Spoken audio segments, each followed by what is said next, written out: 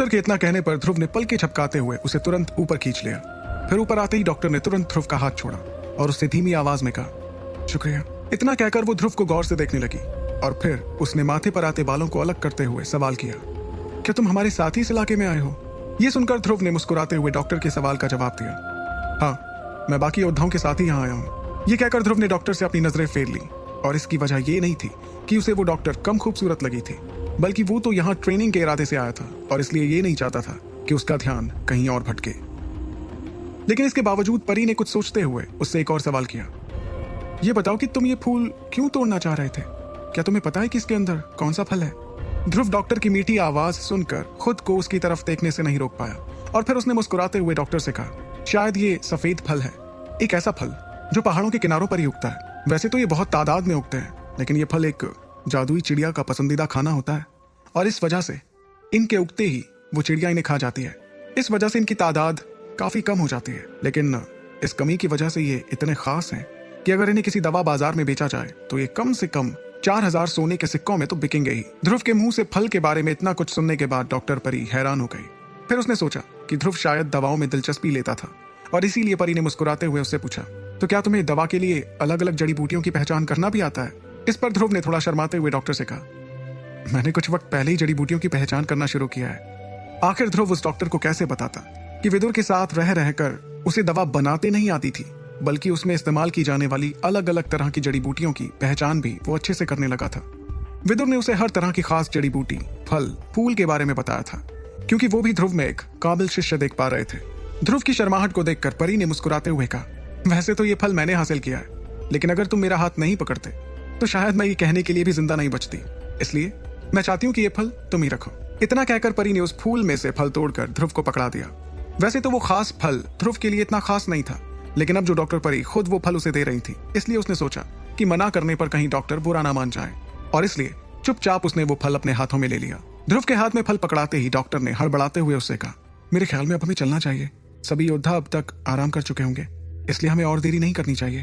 हाथ में डॉक्टर का दिया फल पकड़े हुए ध्रुव ने देखा कि वो कैसे अचानक हड़बड़ाने लगी थी। उसे समझ नहीं आया कि इस जल्दबाजी के पीछे क्या वजह थी और इसलिए ध्रुव ने मन ही मन खुद से सवाल किया, आखिर ये डॉक्टर अचानक से इतना हड़बड़ाने क्यों लगी? अभी तक तो ये बिल्कुल ठीक थी, कहीं ये मुझसे कुछ छुपाने की कोशिश तो नहीं कर रही है? दिमाग में ये सवाल किए ध्रुव ने फल को अपनी जेब में डाला और फिर डॉक्टर की तरफ देखते हुए कहा, बुरा मत मानिएगा, लेकिन क्या मैं पूछ सकता हूँ कि आप यहाँ अकेले क्या कर रही हैं? मेरा मतलब है कि इतने जोखिम भरे काम में भी आप अकेले ही आ गई। आप अपने साथ किसी योद्धा को क्यों नहीं लाई? ध्रुव के सवालों से परी के चेहरे पर पसीना आने लगा। ध्रुव ने देखा कि वो अब घबराने भी लगी थी और इसका मतलब था कि दाल में जरूर कुछ ना कुछ तो काला था। तभी डॉक्टर परी ने अपनी घबराहट छुपाई और झूठी मुस्कुराहट के साथ ध्रुव से कहा, मतलब इतने जोखिम की मुझे आदत है, और दूसरी चीज कि मैं किसी भी योद्धा के आराम में खलल नहीं डालना चाहती थी, लेकिन मेरा यहाँ आना इसलिए जरूरी था क्योंकि ये फल सिर्फ पहाड़ी किनारों पर ही उगते हैं और अगर हम आगे बढ़ जाते तो मुझे बाद में अफसोस होता। उसकी बात सुनकर ध्रुव का शक थोड़ा कम होने लगा और वो सिर हिलाते हुए जाने के लिए पलट ही रहा था कि तभी विदुर ने अंगूठी में से कहा, ये झूठ बोल रही है ध्रुव, मुझे लगता है कि यहाँ किसी और मकसद से आई थी। विदुर की इस बात को सुनकर ध्रुव अचानक से रुक गया। फिर ध्रुव ने पलटकर डॉक्टर को देखा जो उसके पलटने से घबरा गई थी। उसकी घबराहट महसूस कर ध्रुव पर्वत के किनारे के पास जाने लगा और तभी परी ने हड़बड़ाते हुए उससे कहा, मैं कह रही हूँ कि हमें देरी हो जाएगी, बाकी लोग हमारा इंतजार कर रहे होंगे। इतने में ध्रुव चलते चलते उस पर्वत के किनारे पर पहुंचा जहां कुछ देर पहले वो फूल लगा हुआ था। उसके बाद किनारे पर चलते हुए ध्रुव ने देखा कि किनारे पर बाकी फूलों के साथ कुछ टहनियां भी थी। उन टहनियों को पकड़कर ध्रुव ने देखा कि वो टहनियां बाएं से होते हुए जमीन के नीचे एक गुफा में जा रही थी, जिसका सिर्फ थोड़ा सा हिस्सा इस वक्त ध्रुव को दिख रहा था। उसे देखकर ध्रुव ने टहनियों पर ध्यान से पैर रखा और फिर वो गुफा के अंदर जाने लगा। गुफा के अंदर कदम रखते ही ध्रुव ने देखा कि वहां बहुत ज्यादा अंधेरा था और जमीन पर पत्थर के टुकड़े, कुछ टहनियों और हड्डी जैसी कुछ चीज के अलावा और कुछ दिखाई नहीं दे रहा था। वो अंधेरा देखकर ध्रुव ने मन ही मन खुद से कहा, ध्रुव, यहाँ कुछ तो गड़बड़ है। फिर वो गुफा को अच्छे से देखने के लिए जैसे ही आगे बढ़ा, उसे पीछे से किसी के कदमों की आवाज सुनाई दी। ध्रुव समझ गया कि वो कदम डॉक्टर परी के थे, लेकिन वो जैसे ही डॉक्टर को देखने के लिए पीछे मुड़ा तो डॉक्टर ने उस पर एक तरीके का सफेद पाउडर छिड़क दिया। वो पाउडर ध्रुव के पूरे शरीर पर था, जिससे अचानक ध्रुव का सिर चकराने लगा और वो वहीं उस गुफा में अपना सिर पकड़ते हुए बेहोश हो गया। जमीन पर बेहोश पड़े ध्रुव को देखकर डॉक्टर परी ने अपने हाथों पर से वो सफेद पाउडर झाड़ा और फिर आह भरते हुए ध्रुव से कहा, मैंने तुम्हें कहा था कि हमें चलना चाहिए और तुम्हें तभी मेरी बात मान लेनी थी। अब देखो तुमने खुद को कहां फंसा लिया। इतना कहकर वो डॉक्टर बेहोश पड़े ध्रुव के पास चल कर गए और फिर उसने एक रस्सी निकालकर ध्रुव के हाथों को बांधना शुरू कर दिया। लेकिन जैसे ही वो रस्सी पर गांठ बांधने वाली थी कि अचानक से ध्रुव ने अपनी आंखें खोली और डॉक्टर का हाथ पकड़ते हुए उससे कहा, मुझे नहीं लगा था कि तुम ऐसा कोई पैतरा भी आजमाओगी, लेकिन अच्छा हुआ, मैंने फिर भी तैयारी कर रखी थी, इसलिए तुम्हारा ये सफेद पाउडर मुझ पर काम नहीं किया।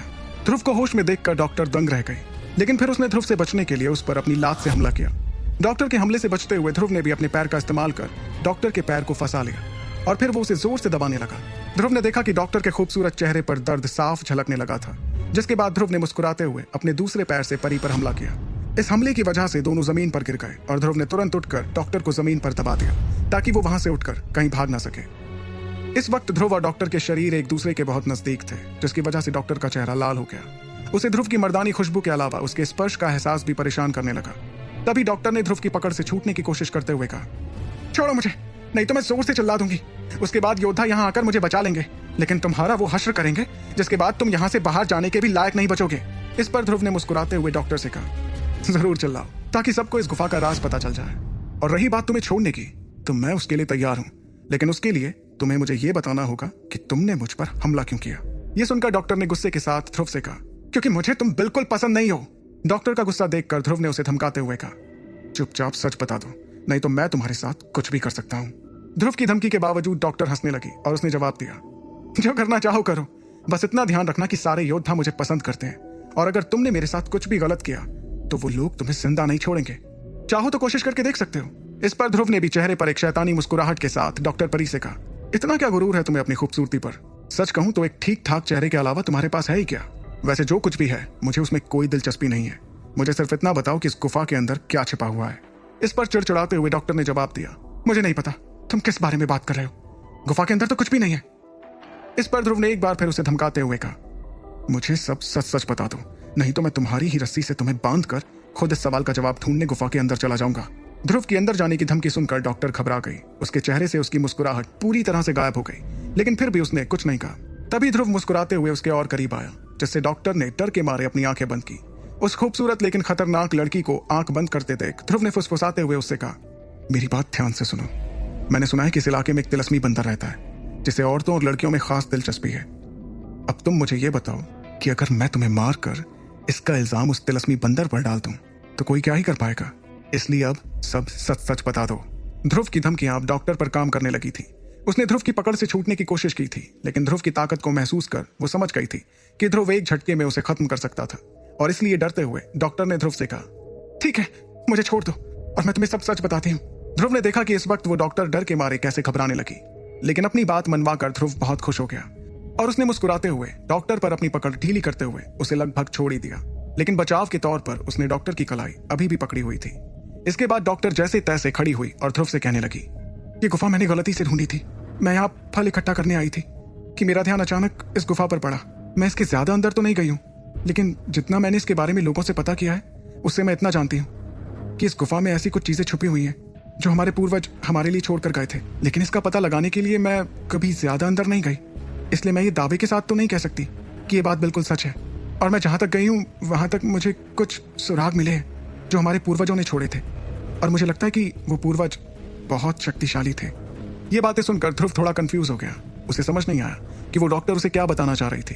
पूर्वज, उनकी छुपाई चीजें, गुफा के सुराग, ये सब उसे कुछ समझ में नहीं आ रहा था, लेकिन उसका ध्यान अपनी ओर खींचने के लिए काफी था। और इसलिए ध्रुव ने गुफा का राज जानने की इच्छा में डॉक्टर परी से कहा, अगर हम दोनों ही ये जानना चाहते हैं कि इस गुफा में क्या छिपा है तो फिर चलकर खुद ही देख लेते हैं। ये सुनकर डॉक्टर परी ने ध्रुव को समझाते हुए कहा, सच कहूं तो अभी मैं उसके लिए तैयार नहीं हूं, क्योंकि मैंने सुना है कि वो गुफा काफी खतरनाक है और मुझे तुम्हारे साथ इस राज का पता लगाने में कोई तकलीफ नहीं है। लेकिन अगर तुमने मुझे धोखा देकर हमारे पूर्वजों की चीज चुराई तो मुझसे बुरा कोई नहीं होगा। और सच कहूं तो शायद मैं तुम्हारी ताकत की बराबरी ना कर सकूं, लेकिन अबाबा में 2 सितारों वाला एकलव्य ज्यादा ताकतवर नहीं माना जाता, और बहुत से योद्धा आसानी से तुम्हारा काम तमाम कर सकते हैं। डॉक्टर के चेहरे की गंभीरता को देखकर ध्रुव ने मुस्कुराकर डॉक्टर की टांग खींचते हुए कहा, डॉक्टर साहिबा, धोखे की बात तो आप ना ही करें तो अच्छा है।